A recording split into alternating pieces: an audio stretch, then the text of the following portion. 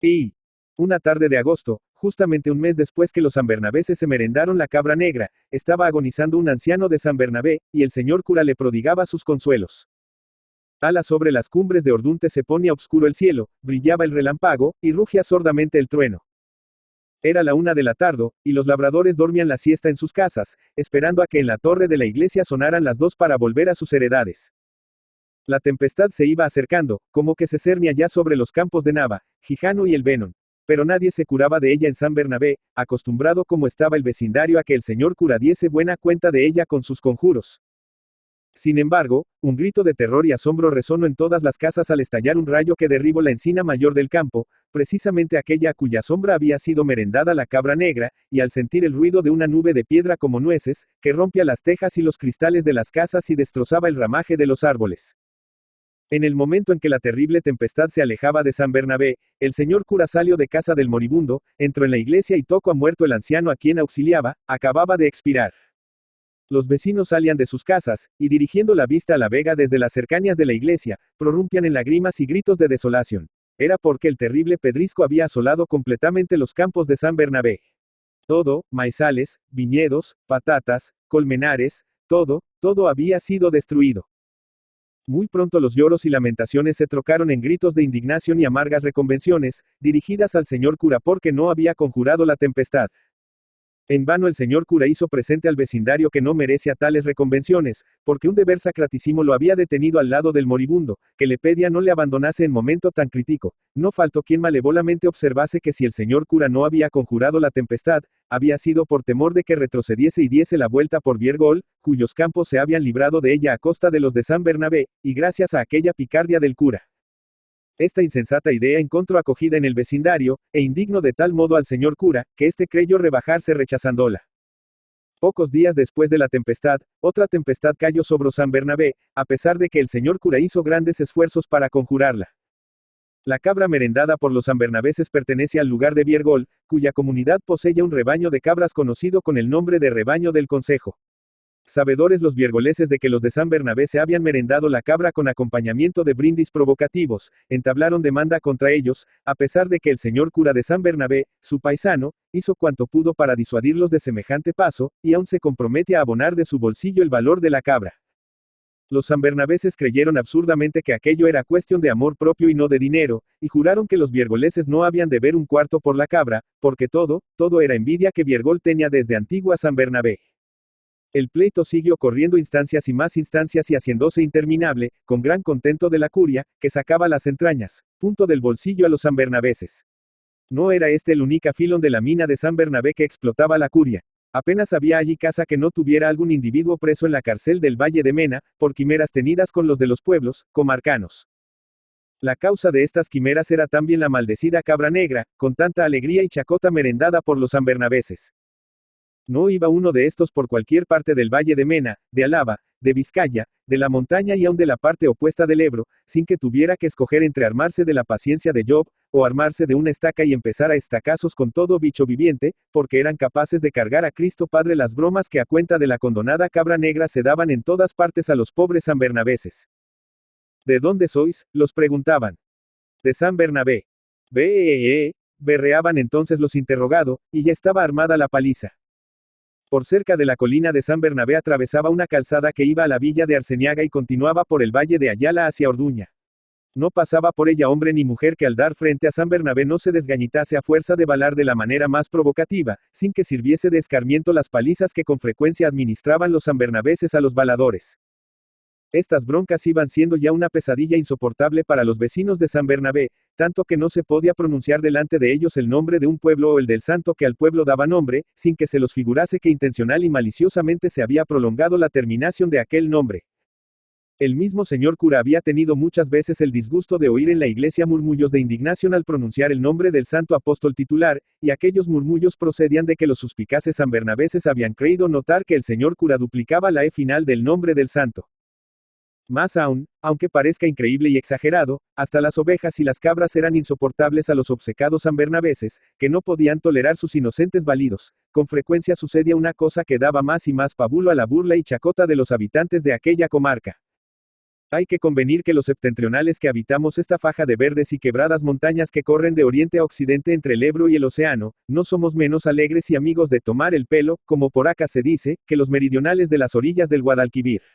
Oyan los sanbernaveses un coro de balidos en los sombríos encinares que rodean la colina en que se alzaba la aldea, corrían a los encinares armados de escopetas y estacas, bramando de indignación, y se encontraban con que los balidos que tanto habían exaltado su bilis eran los de las cabras y ovejas de la aldea.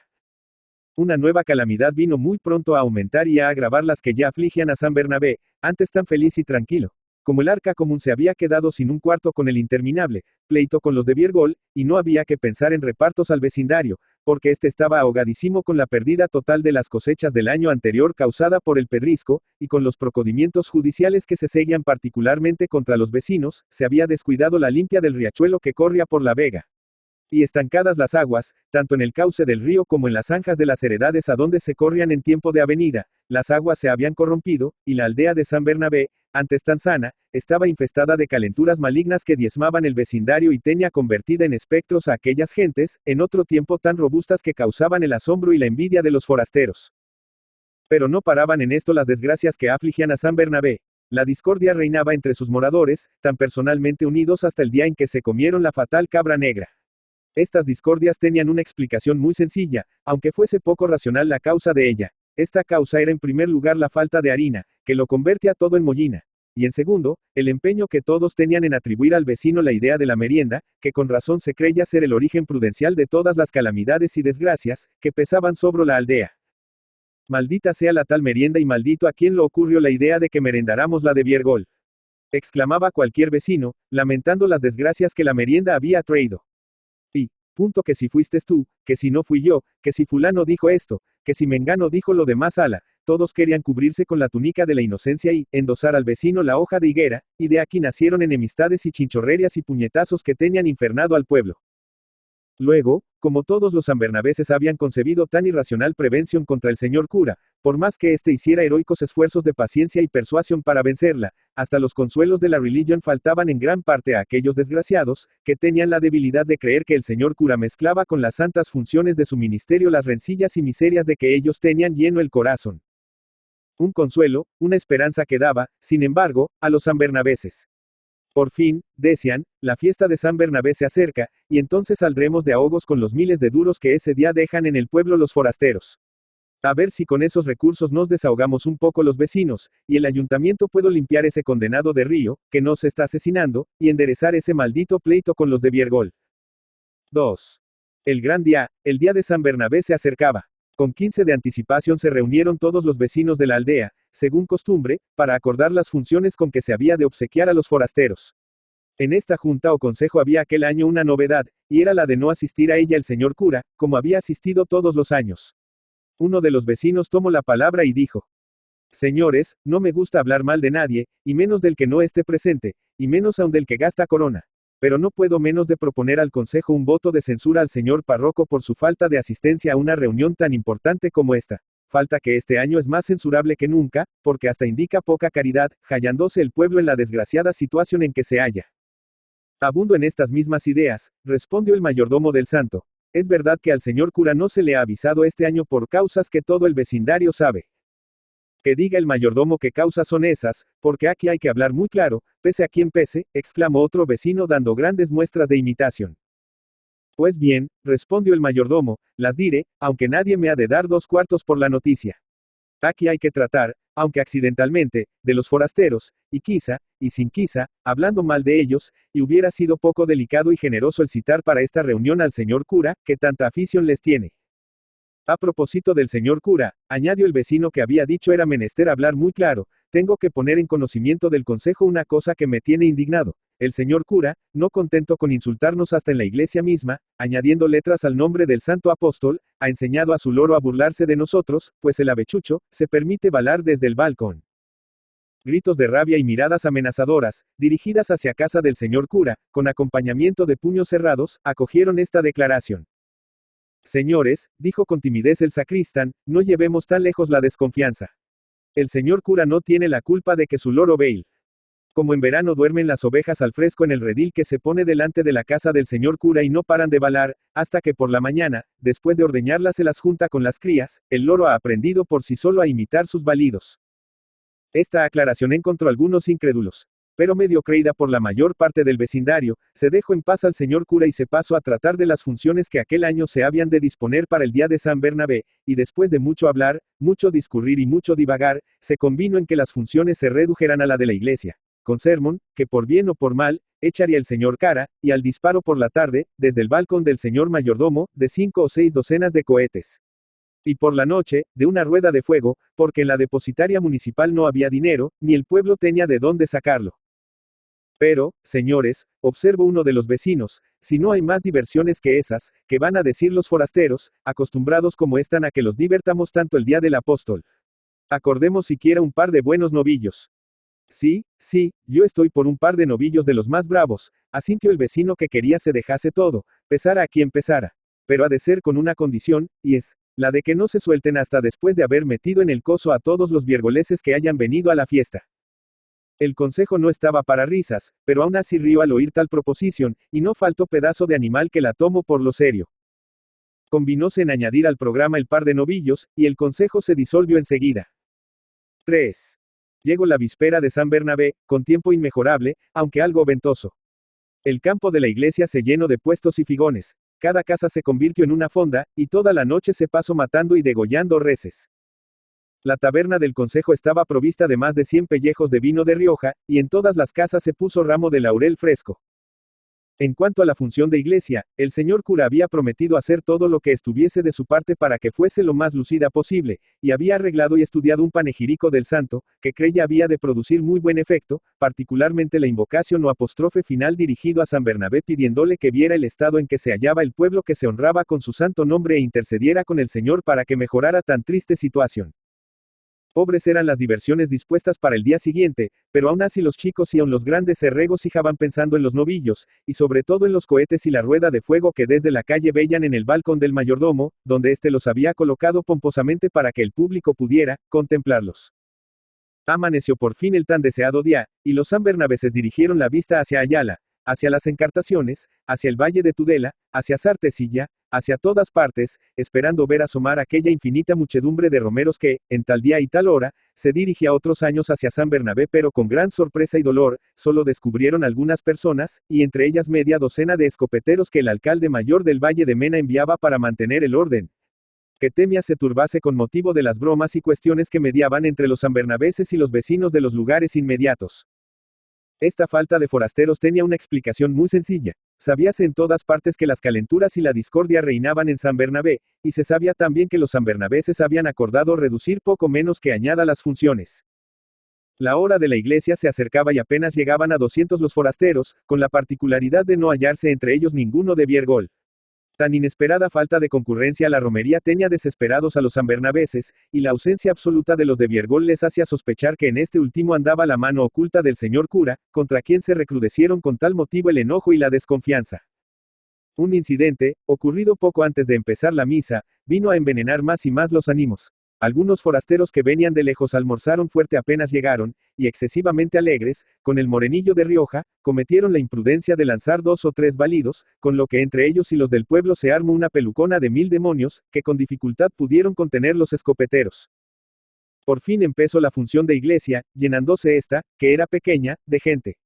El altar estaba, como suele decirse, hecho un ascua de oro, con la infinidad de luces que en él ardían. La procesión alrededor de la iglesia fue solemne y tranquila, si bien el viento del sur que soplaba desde la noche anterior bastante impetuoso, apagó todas las hachas y faltó poco para que derribase imagen y estandarte. Empezó la misa, y después del evangelio, el señor cura subió al púlpito y comenzó el panegírica del santo apóstol. Apenas había dado principio a su oración, se manifestaron, con escándalo de todas las personas sensatas y piadosas, las brutales prevenciones que los sanbernabeses abrigaban contra su candoroso párroco, pues no nombraba una sola vez a San Bernabé sin que estallasen murmullos de descontento, creyendo el obcecado vecindario que el sacerdote prolongaba intencionalmente la última palabra del nombre del santo. Dolorosamente afectado el señor cura con la obcecación e injusticia de sus feligreses, abrevió cuanto pudo el sermón y se volvió hacia el apóstol para dirigirle el piadoso apóstrofe que había preparado cuidadosamente y esperaba había de producir saludabilísimo efecto. Santo y glorioso apóstol, esclavo, ve. Salvajes gritos de ira interrumpieron al predicador, que no pudo completar la frase de ve el tristísimo estado en que se halla el pueblo que patrocinas. Matarle, que muera, gritaban hombres y mujeres, promoviendo un tumulto espantoso. Dos hombres furiosos y desatentados se lanzaron al púlpito y arrojaron desde él al señor cura, que se desnucó al dar contra una columna del templo. Y como la confusión y el desorden crecieron cada vez más, algunas personas se subieron sobre los altares, esperando librarse así de morir ahogados o aplastados. Los que se habían subido sobre el altar mayor, derrumbaron algunas velas de las infinitas que allí ardían, y prendiéndose una cortina, el fuego se extendió rápidamente por el retablo, que estaba como yesca por su mucha antigüedad, y trepando al techo, que era de madera laboreada, se extendió rápidamente por todo el templo, avivado por el viento del sur, que entró de repente por la puerta que abrió de par en par la muchedumbre para lanzarse fuera de la iglesia. La gente, atemorizada, huía, y los escopeteros pugnaban por apoderarse de los principales promovedores de aquel terrible tumulto, y particularmente de los asesinos del párroco. Algunos de los perseguidos se refugiaron en casa del mayordomo, que era una de las primeras de la calle, y cerrando tras sí la puerta, empezaron a hostilizar desde el balcón y las ventanas a los escopeteros que querían forzar la entrada. Muebles y cacharros caían sobre los escopeteros desde el balcón. Entonces los escopeteros hicieron fuego a los que desde el balcón los hostilizaban, y los cohetes y la rueda de fuego que estaban allí se inflamaron, y pronto la casa se vio envuelta por las llamas, que, impulsadas por el viento, fueron apoderándose de las demas de la única calle que constituye toda la aldea. Algunos vecinos hicieron desesperados esfuerzos para salvar de las llamas, así el templo como las casas, pero todo fue inútil. Pocas horas después, de la hermosa aldea de San Bernabé solo quedaban montones de ceniza y escombros. Tal es la triste historia de la solitaria cruz rodeada de zarzas y yergos que me contaron una tarde caminando a la sombra septentrional de la cordillera pirenaica cantábrica. Antonio de Trueba. Antonio de Trueba y de la Quintana Galdames, 24 de diciembre de 1819, Bilbao, 10 de marzo de 1889, fue un escritor español, conocido también como Antonio el de los Cantares. Nació en la localidad vizcaína de Galdames el 24 de diciembre de 1819 y su nombre completo era Antonio María de Trueba y de la Quintana. Hijo de campesinos muy pobres, su vocación literaria se despertó con los romances de ciego que le traía su padre cuando venía de visitar una feria. Tuvo que abandonar pronto la escuela para trabajar la tierra y el mineral de las minas de las Encartaciones, su lugar natal. Cuando contaba 15 años, 1834, marchó a Madrid para evitar la Primera Guerra Carlista. Allí se empleó en la ferretería de un tío suyo y robó tiempo al sueño instruyéndose de forma autodidacta y leyendo autores románticos españoles.